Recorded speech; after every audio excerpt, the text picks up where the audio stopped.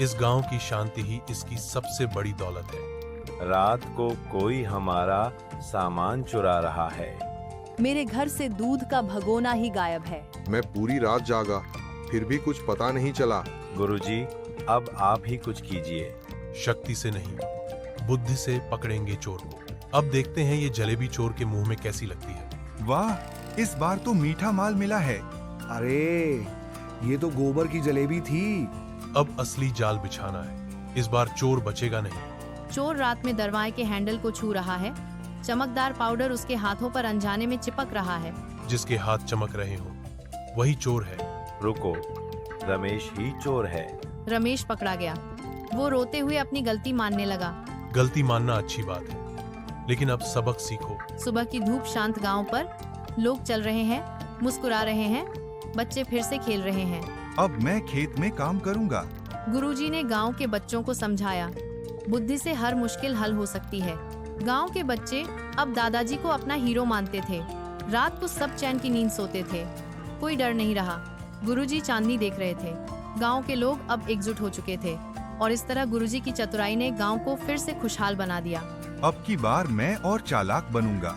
उस रात उसने फिर से एक घर में घुसने की कोशिश की, लेकिन इस बार दादाजी ने पत्तों में छुपे कांटे बिछा दिए थे। कांटों में फांसा चोर चुपके से भागने की कोशिश कर रहा है। चोर कांटों में फंस गया और हल्का चिल्ला उठा। वो किसी तरह भाग तो गया, लेकिन घायल हो गया था। सुबह गुरुजी ने गांव वालों को कांटों का सबूत दिखाया। अब गुरुजी ने एक नकली पुतला बनाया जो चौकीदार जैसा दिखता था। चोर रात को आया और पुतले को असली चौकीदार समझ बैठा। चोर ने डर के मारे पूरी रात वहीं छिपकर काटी। सुबह होते ही वह डर के मारे फिर से भाग गया। वाह गुरुजी, आप तो कमाल हैं। लेकिन गुरुजी जानते थे, असली शांति तब होगी जब चोर सुधर जाए। इस बार गुरुजी ने चोर के लिए एक चिट्ठी रखी।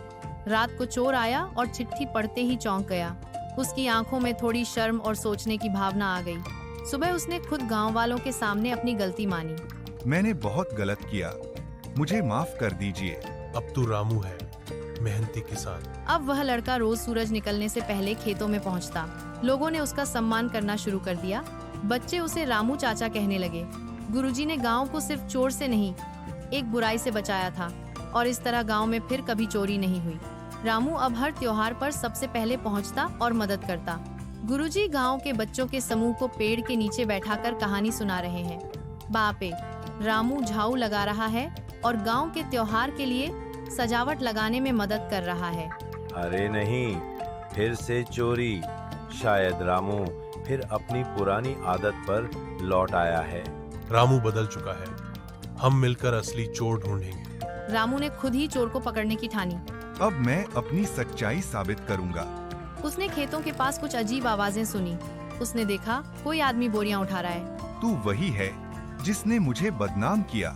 रामू ने हिम्मत दिखाकर चोर को पकड़ा। सुबह होते ही वह उसे गुरुजी के पास ले गया। रामू अब गांव का रखवाला है। रामू की कहानी बच्चों की किताबों में भी छप गई। गांव में एक बोर्ड लगाया गया, ईमानदारी का गांव। अब तू चौकीदार नहीं, गांव का पहरेदार है। मैं कभी भरोसा नहीं तोड़ूंगा। गुरुजी संतुष्ट थे। उन्होंने एक चोर को हीरो बना दिया था। शाम को रामू अब बच्चों को कहानियां सुनाता। रामू अब गांव के हर उत्सव की योजना में सबसे आगे रहता। मेरा काम अब पूरा हुआ। गुरुजी ने बच्चों के लिए एक ईमानदारी पाठशाला शुरू की। इस बार हम सब मिलकर रंगोली बनाएंगे। गांव के सरपंच ने रामू को सम्मान पत्र दिया। रामू अब स्कूलों में जाकर बच्चों को प्रेरणा देने लगा। एक दिन रामू को शहर से सम्मान समारोह का बुलावा आया। रामू पहली बार गांव से बाहर निकला, भावुक था। शहर में रामू को बहुत सम्मान मिला। रामू ने सबके सामने अपने बदलाव की कहानी सुनाई। रामू ने सम्मान समारोह के पैसे से गांव में पुस्तकालय बनवाया।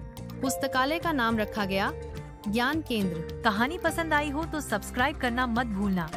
मिलते हैं अगली कहानी में।